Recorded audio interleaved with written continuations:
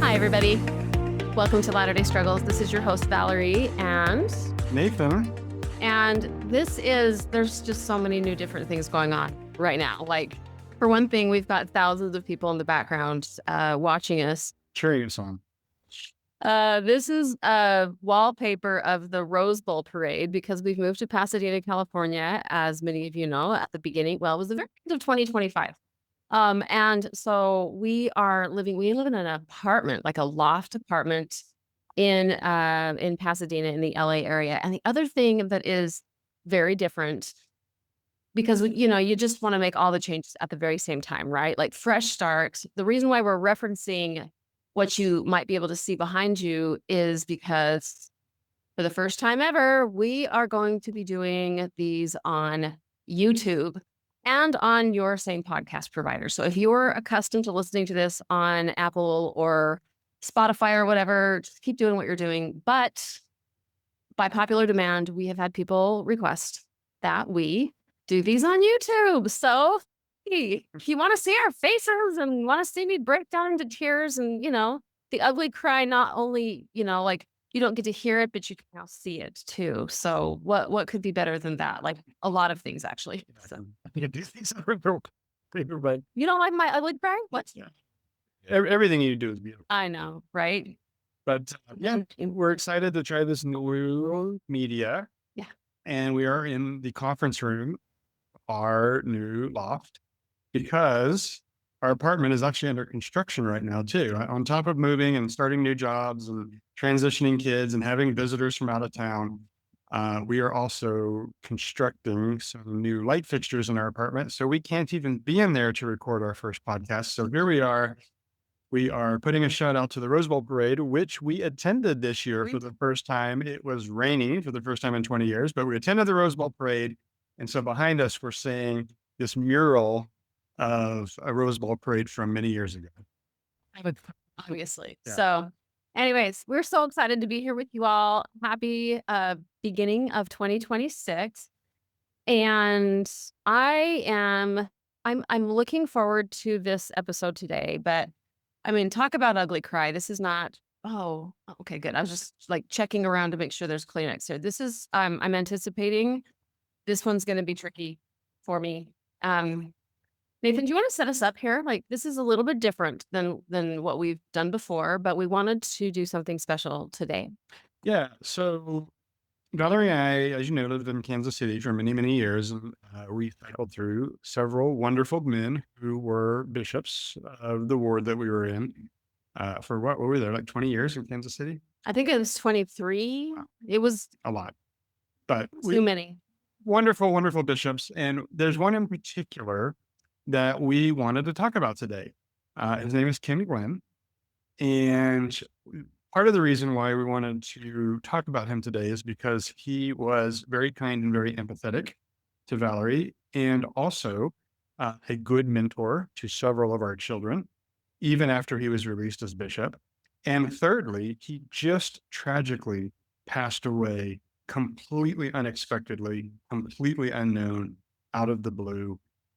And so we wanted to memorialize some of our fond memories of this great man, both in conjunction with the podcast and also just his interactions with our family. So yeah, thanks, babe. He passed away tragically. I think it was a day or two before Nathan and I pulled out of the city, packing the U-Haul up. People coming and going and saying goodbye to us. We were, of course, completely, overwhelmed. And this news came in, and needless to say, we were all completely shocked. And as many of you know, the unfolding of what came to be what we felt like in some ways was sort of a compulsory resignation. And I know it wasn't compulsory, but it was either excommunication or we take ownership of our own lives and choose to resign. And a lot of that was tightly connected to friends or people that were in our ward and in our stake. And so our relationships in the ward and stake, it's been a painful topic. It's been a really, really painful topic for many people, right? I mean, for us certainly, but maybe certainly probably for other people as well, feeling as if in some ways we have betrayed them or the faith. And so in some ways it was just there were so many levels of pain associated with this last year. And when Ken died, first of all, I felt like I was so overwhelmed with our own stuff. I almost like I grieved a little bit, but it was actually a couple of weeks later that I really started thinking about it and thinking about him and thinking about the impact that he's had on many lives in the Hamaker family. And I thought to myself, I think I'll write something up. And then I thought, no, I am so much better at talking than I am writing. So, and then I wanted to include Nathan in this. So, So can I just clarify one thing oh, that you were saying? please. So, Valerie was just pointing out that a lot of people who were in our ward who uh, we considered to be friends, we had turned on us in a lot of different ways, but Ken was not one of those people. Right. So I just wanted to clarify that because we're going to talk about how he actually showed a lot of curiosity and humility in working with us. Yes. Thank you for that clarification. I think I started and sort of trailed off into some other thing. I guess what I was trying to say, to be abundantly clear, is the ward and stake were our family for many years. And I think they felt, and some of them still feel, that we betrayed them. Mostly because I think they don't understand us and they don't understand the work that we're doing. And one of the reasons why Ken has been so significant and why I want to do a tribute to him, and I hope that this episode is spread far and wide, not just to our Latter-day struggles, uh, the tried and true, those of you who are on a faith journey in and around the Church of Jesus Christ of Latter-day Saints, but I hope our loved ones and friends in the ward and stake will hear this so that they know how much we love Ken and how grateful we are for him because he did something. He showed up differently for our family. But before we get into this part, the part where I, really break down into all the tears, I'm going to put myself together just a little bit. And I want to just this could be its own episode, but Ken had a very, very special relationship. He was really good to our missionary son. They became friends. I think was it through the scout program, probably, Yeah, and and young men's when he young men scouting, things like that. I kind of always would tease Ken. I can't remember if it was to his face or behind his back, but he kind of was like a 14-year-old kid in a 40 and 50 and 60-year-old body. I think he was only 60 when he passed away, but he was kind of a goofy dude, like just a kind of a happy-go-lucky guy, and he sort of took our son under his wing when our son was sort of wanting to play baseball and was struggling he didn't make the team his first year in high school. And Ken said, Lincoln, I think you ought to try tennis. And Lincoln's like, Bishop, I'd never, ever even picked up a tennis racket. And Ken said, you know what? We can fix that. I will teach you how to play tennis. And they spent the next several years playing tennis. Ken would take him down to the tennis courts and hit it and give him lessons and show him technique and really acted as a mentor and a private coach. And then when Lincoln did make the high school tennis team, Ken would come to many of his matches, even though these matches were during the day. I think Ken Glenn went to more of Lincoln's tennis matches than I did because I was working. And Ken had flexibility in his schedule, and he would be there, and he was always cheering Lincoln on. Just a really wonderful mentor that way. So that in and of itself was profoundly touching to us because he took such a special interest in our boy and, loving and patient. And they had a great friendship and was such a great mentor to Lincoln. So I want to pivot away from that, even though there's plenty to say there. And I want to spend the rest of the time talking about what made Ken special to us especially in this complex situation that we found ourselves in our ward and stake. Before the Latter Day Struggles podcast started, and I was well into my counseling practice, and this is still when I was rather a devout member of the church. And when Ken was called to be the bishop, I was really touched at the very beginning of his service when he actually reached out to me as a therapist and said, I understand that. I don't know what his context was, if he'd already been approached, or I have no idea how this all unfolded. But he basically said to me, I know you do a lot of work with men around issues of sexual health. And as we all, well, if we don't all know, most of us know, the LDS Church has a very complicated relationship with pornography. And oftentimes, this is a bit of an aside, but oftentimes I sometimes feel like the church's efforts to help is just as harmful as the pornography itself, although the church is trying to be helpful, but it is just such a complex topic that many people, in their very best efforts to help someone who is struggling with that issue, actually make it worse. And God bless Ken, when he became bishop, he knew that I had done a lot of firesides in the ward, stake, and region. And I'd actually done a lot of trainings with LDS priesthood leaders on how to work with people who struggled with issues with sexual compulsivity, and working with them to mitigate causing problems, making it worse, amplifying shame. And somehow or other, Ken heard about this, and he actually asked me if I would sit down with him for several hours and help him, teach him, coach him on how to understand the nature of this particular problem. And I mean, that right there in and of itself kind of gives you a sense of who this guy was.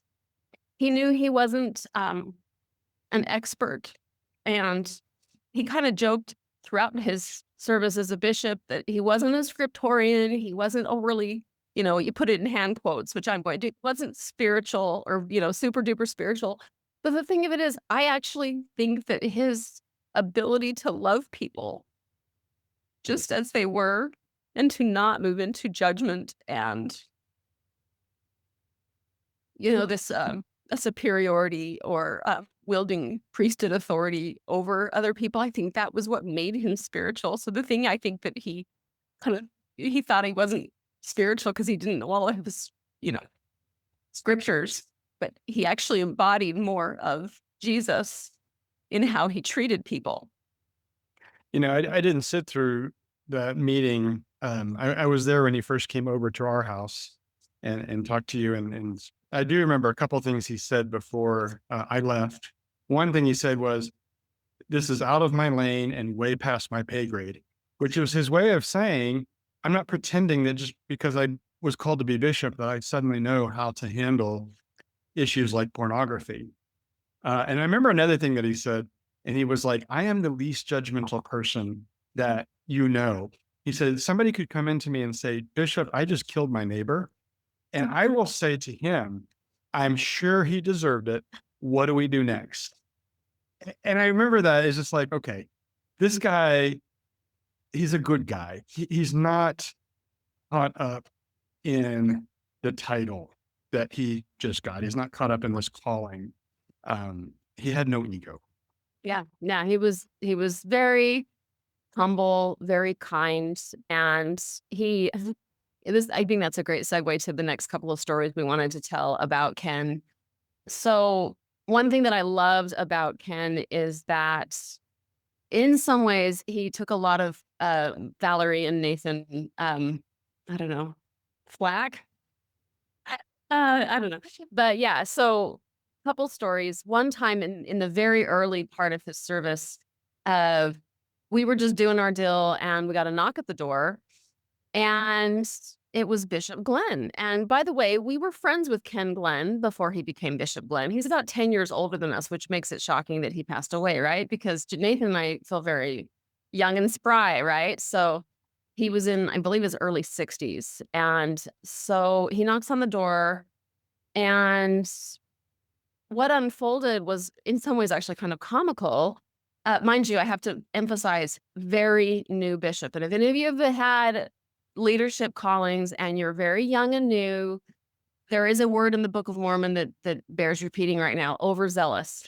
Okay. Trying to like fix the world and do all the things. And so anyhow, evidently there was a situation on the bus between our son and some other kiddo in the ward.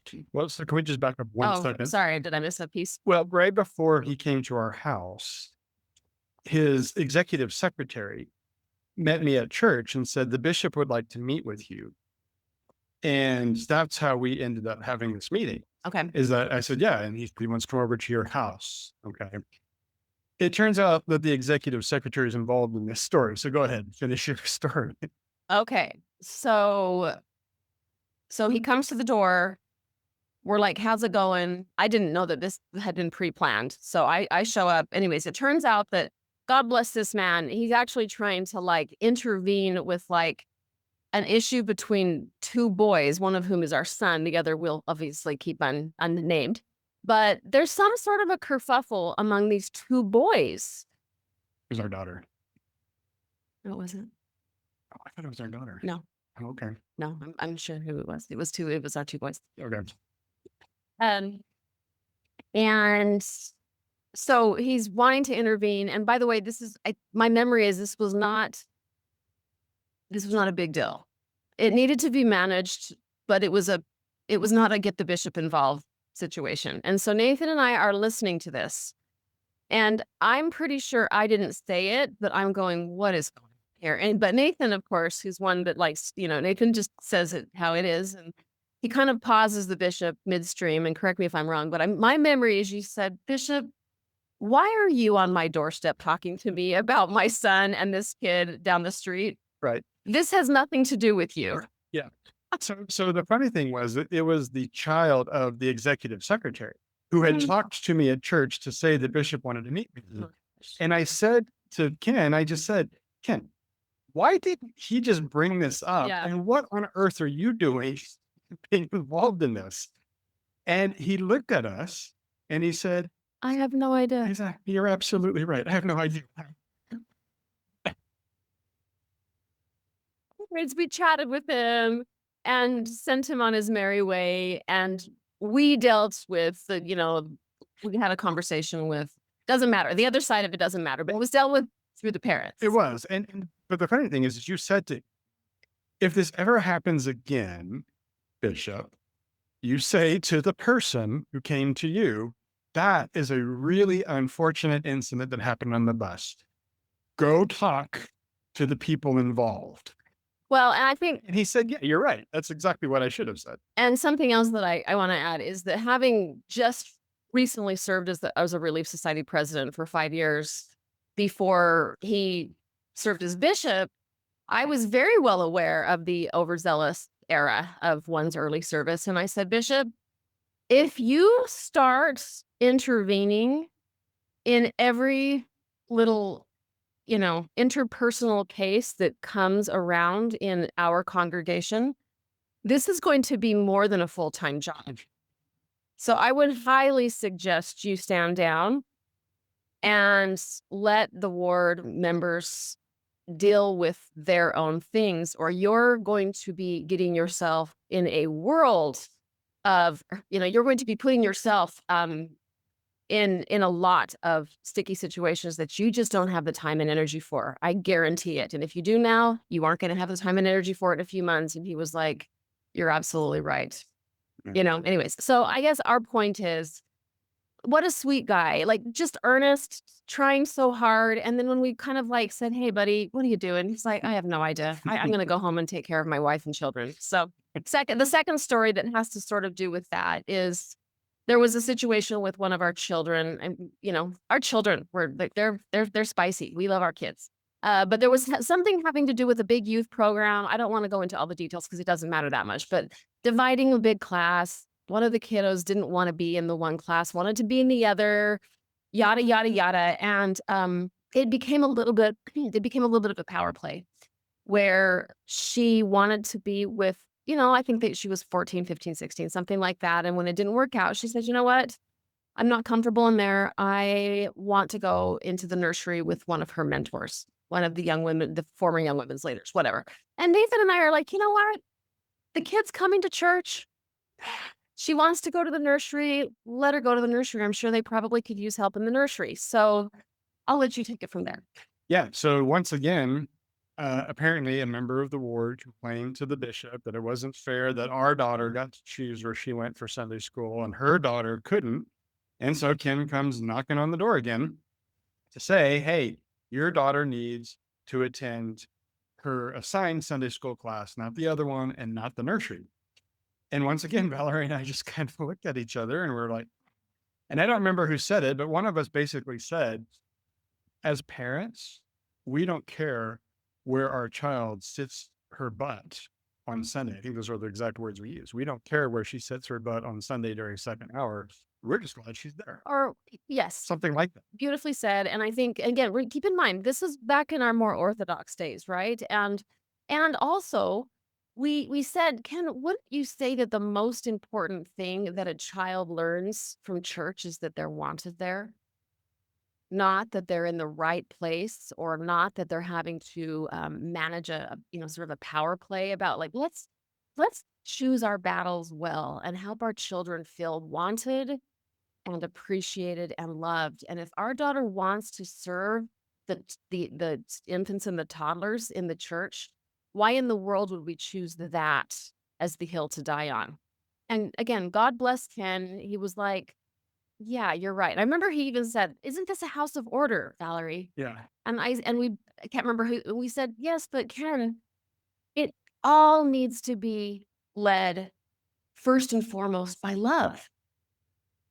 And again, he said, "You know what? You're right. You're right."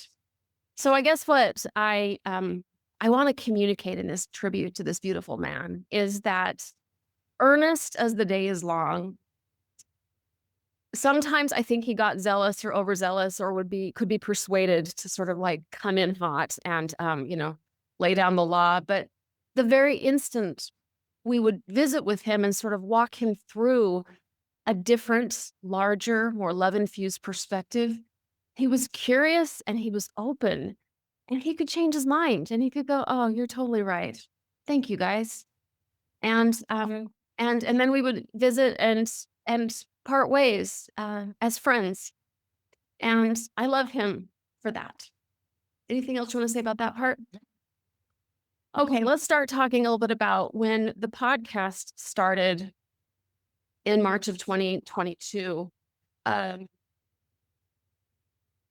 it was kind of a weird time, honestly. For one thing, I was serving in the primary, and so I didn't really have a pulse on how the ward is responding. I was not in, I had been the Relief Society president previous to that, but after that era, I was mostly in the primary and I really wasn't very connected. So I didn't have any sense of how the ward was experiencing us, right? I think as time went by, I became more aware of that through a variety of situations that unfolded. And we learned that a lot of people were sort of reporting us to the new bishop and stake leaders and things like that, that we needed to be sort of like handled or taken care of. And so it became increasingly less and less safe for us to show up because we didn't know who these people were, but we were told it was many, many people in the ward.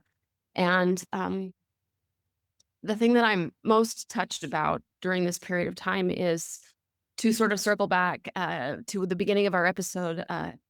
Imagine, if you will, a tennis meet where I was there. And as Nathan mentioned, the tennis meets, at least in our school district, were during the day. And so Nathan, as a physician, was frequently not able to show up because he had to work and he had a traditional schedule where he was working during the day. And so I would show up to most of the meets because I had more flexibility in my work schedule, and Ken happened to be there.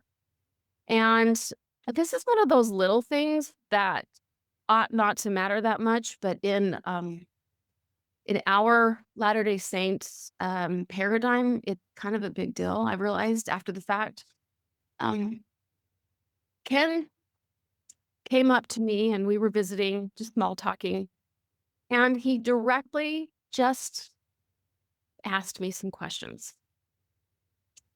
Again, shouldn't have been that big of a deal, but in at least what we experienced, it was so much more talking about us, talking to leaders, um, talking around us. So few people ever just talked to us and asked curious questions. And that's what Ken did. He just said, "Hey, I'm," and to be honest with you, I'm at a role play right now. I don't remember exactly what he said. I really don't. And I will admit, I was kind of actually awkward and uncomfortable, in part because I'm Mormon through and through, and I'm probably not very good at direct, I wouldn't even call it confrontation per se, because he wasn't confrontative at all, but just in an awkward moment, just asking the questions instead of skirting around it or talking about us or making assumptions or whatever. He just was like, "Valerie, what are you doing? I'm just curious. Tell me about your podcast. What's Nathan up to?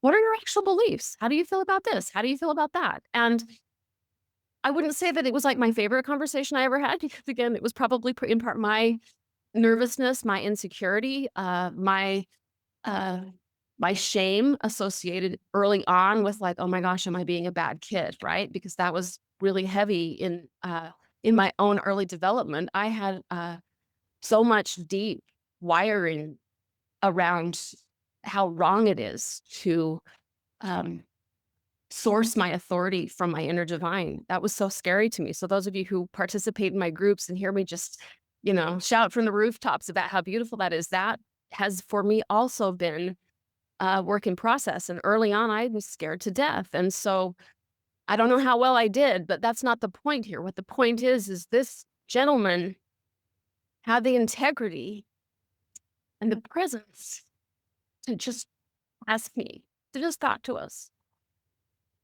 And it was without judgment or condemnation. It was simply a human being interested in their friends and what was going on.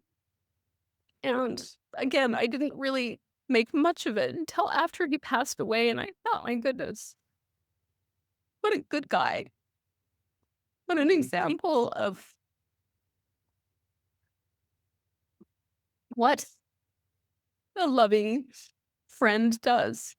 They have the hard conversation and they ask the questions instead of making assumptions and judgments or reporting us to superiors and things like that that other people did out of what they deemed to be their concern for us. Yeah, I don't know that I have much to add to that because again, I wasn't part of that conversation, but I do remember how touched you were that somebody just had the wherewithal to say, you know what, we're friends and I'm curious and I know you're good people. So I'm coming from the assumption that you're still good people. So tell me, has your faith changed? And you were able to say to him the honest truth that no, we're not enemies of the church and we're just trying to talk about hard things. Things that as a former bishop existed, because I think this was after had Yeah. been released, but things that are out there, we're talking about them. And I I just really respected that he was like, okay, and maybe not how he sees the world, but he's like, okay, great. Yeah. And I didn't notice at that point in time, as I reflect back, especially that I didn't think he was there to judge. And I had a couple of other conversations, especially early on, where there was overtures of curiosity, but then it turned into one of those sort of awkward judge where it felt to me, I guess I have to say my own experience. It was about sort of like fixing, converting, changing me, and that was not my experience with Ken at all. Okay, the last experience I think is the most important one of all. I'm gonna let you start. I'm gonna walk over there and grab some tissues. So you go ahead and kind of set the stage for the last Sure. experience. Yeah. So, as many of you know that have listened to the podcast, our son is on a mission. And at the time when he was preparing to go his mission, when he was being interviewed by the state president, we were also being interviewed by the state president for very different reasons. And it just happened that as our son was getting closer and closer to going to the temple, we had our temple recommends not taken, but they just refused to interview us and do renewals, and told us that we couldn't go to the temple because essentially we were apostates. And so we've got Lincoln, who is about to go to the temple because he wants to go on a mission, and we absolutely support him on that, but we can't take him. And we're really in a conundrum about how to handle this situation. So we invited some friends who are good family friends to come in from out of town to be Lincoln's escort. But in addition to that, Lincoln wanted Ken Glenn to come because of the wonderful mentor he had been. And we wanted to get in front of any stories that could be told about why we weren't going to be in the temple with Lincoln. Our friends from out of town, of course, knew everything. They'd been kind of going, following with us this whole time. They understood. But we didn't know how much Ken and his family knew, and they were going to be there. So Valerie and I decided to invite ourselves over to their home so that we could just have a very frank conversation. Like I said, we knew they were going to go with Lincoln, and we wanted to get in front of any stories about why we weren't there. Yeah, it was such an excruciating time. I mean, I can't even tell you how excruciating this time was. It was just over a year ago, right around Christmas time of 2025. Our wanting to follow what we felt was right for us to do in this uh, public reform work to help so many thousands of you out there throughout the world on a faith journey and or around the LDS church on the one hand and caring deeply about that and feeling profoundly called. And then on the other hand, we have this young man who's been listening to mom and dad talk about their damn missions. I mean, damn missions like it was a bad thing, but like it was like, oh, this is so inconvenient because he was just he wanted to follow his parents' example. And so the timing of it could not have been worse because all of a sudden we were in a position where we couldn't be there with him in the temple, and it felt so cruel, because it felt like in a church that I do truly believe the church wants to help strengthen families, but in moments like this, they were doing the exact opposite. It was I wouldn't say it was tearing us apart, but it was putting us in an impossible position, and we were also feeling so I don't know, maybe I'll just share my experience. I don't want to speak for the crowd here, but it was in this particular moment, especially because it had been reported to us by a former bishop, not Ken. A different bishop had told us that half the ward had come in and talked about us, and the idea of all of these same people showing up at our son's endowment who had misunderstood and were currently misunderstanding who we were and what we were doing. That they could show up in the temple and we couldn't was more than I could handle. In some ways, it's like I can tolerate people not getting me and not liking me. That's fine. But in such a fragile moment of our own child's like a rite of passage moment with them being there, sort of eligible and us not, and then just imagining what they were thinking about us. It was just, I don't know, it was a lot. It was excruciating. And so we kind of actually told Lincoln that we really are not comfortable with, you know, you inviting 50 people from the ward. We just weren't there. Couldn't do it. But we couldn't get in front of Ken.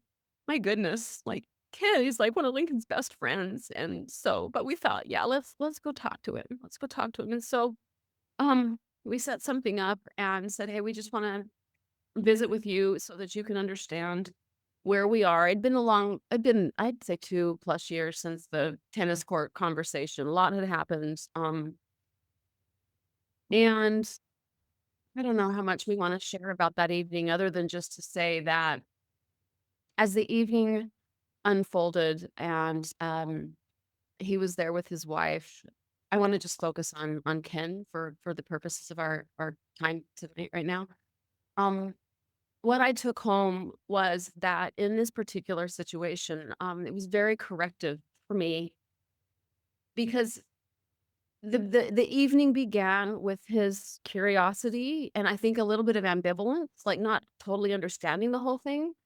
But I personally felt that as the evening unfolded, I'll just tell you that a couple things I remember, and then please jump in and tell me yours. I do remember him talking about his service as a bishop and openly acknowledging that there were several situations that he was called upon to deal with that he had no idea what to do with, that they absolutely required the help of someone with a professional skill set, and that he was very well aware from his own service that there are certain things that are more complex than the church would like to believe, and that he respected that mental health workers are absolutely necessary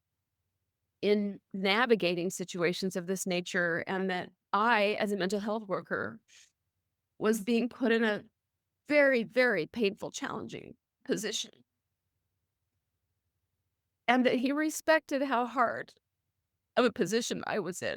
It's not like he said he agreed or disagreed, because I think some of the more devout, faithful people can't go that far. But at very least, he said, "I think I get it." I feel like you probably have more details though, because I feel like I was kind of blubbering that whole night. It was I I think what you've summarized though is really the bottom line from that. I mean, it was a long conversation, and there were some ups and downs for sure. But at the end of the conversation, I mean, that was how he kind of summarized what he took from it. He says, "There's a lot of things I don't understand. There's a lot of things that I am not equipped to deal with or talk about, and you are." And then the thing I just remember is at the very end, he said, "You know what? Keep doing what you're doing. You know, I'll go to the temple with Lincoln, and it's unfortunate that this has unfolded the way it has, but you're doing what you do." And that was sort of code for me. Like he understood that he didn't understand everything, and he could be okay with that. one of the things that I remembered being super significant for me as I listened to him and this really, really resonated, and I've heard it from a few other people, not as often as I wish. I wish I could hear this more often, but he said, "You know, I have the luxury of" I don't know what he did, sold medical equipment or something like "I have the luxury of distance, and I don't do all day, every day what you do.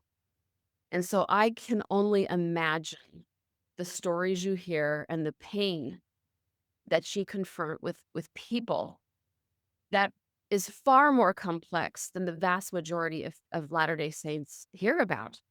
And he says, "I've heard a little bit because I was a bishop, and most of the time I had no idea what to do, and sometimes I called you." He said, "So when we have more remove, it's easier for us to keep things nice and simple, but you don't have that remove as a therapist." And so, like Nathan said, it ended with Valerie and Nathan, "Carry on. Keep doing what you're doing because people need you." And I know that we get a lot of encouragement from you listeners out there who are in the valley of the shadow, but we don't get a lot of that from the devout people in our lives. And so I think that's probably why when Ken said that, it was so deeply meaningful to me, because he wasn't in a faith crisis.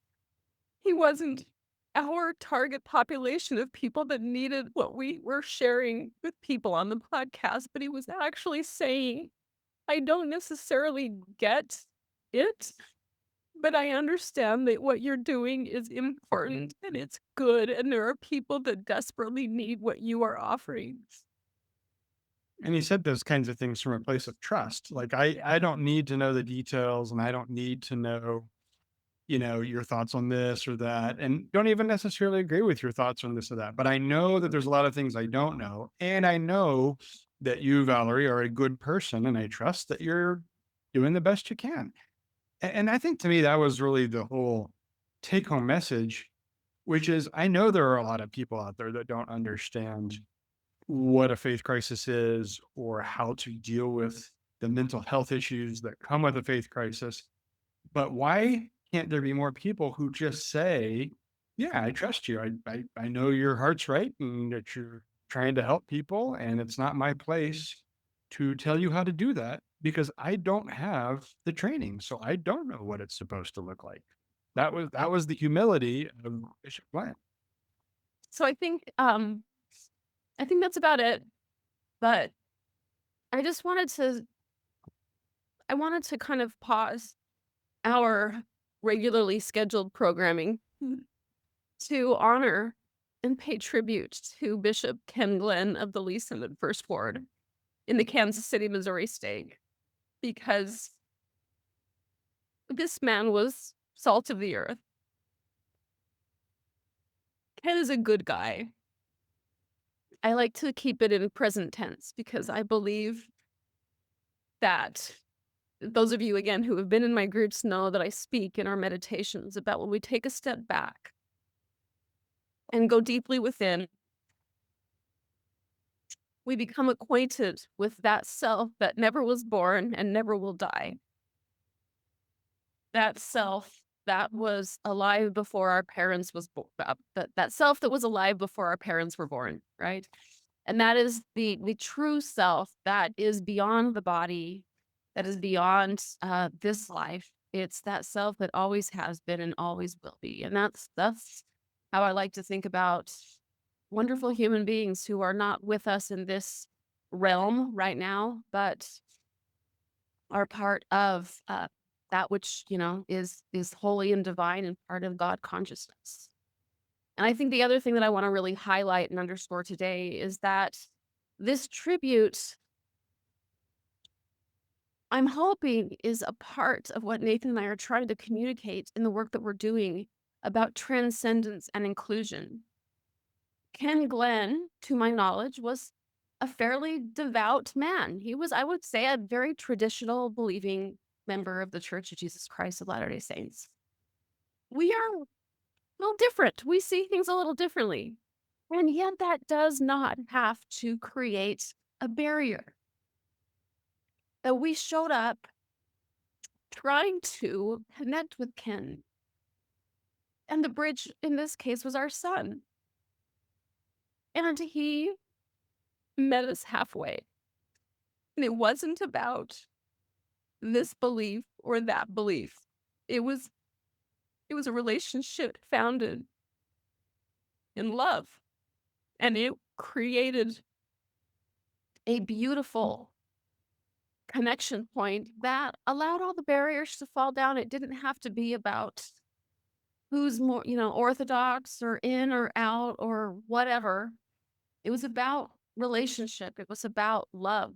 And that's what I'm hoping that we can communicate here, that we don't have to be on two different sides of an argument. We can actually all find connection in recognizing that we have more in common than we have differently. Anything you want to say as we close in? And I just love that. I think how we'll focus on just make it about love, make it about trust, like curiosity and asking the right questions and staying out of judgment. I mean, I think that um, describes him perfectly.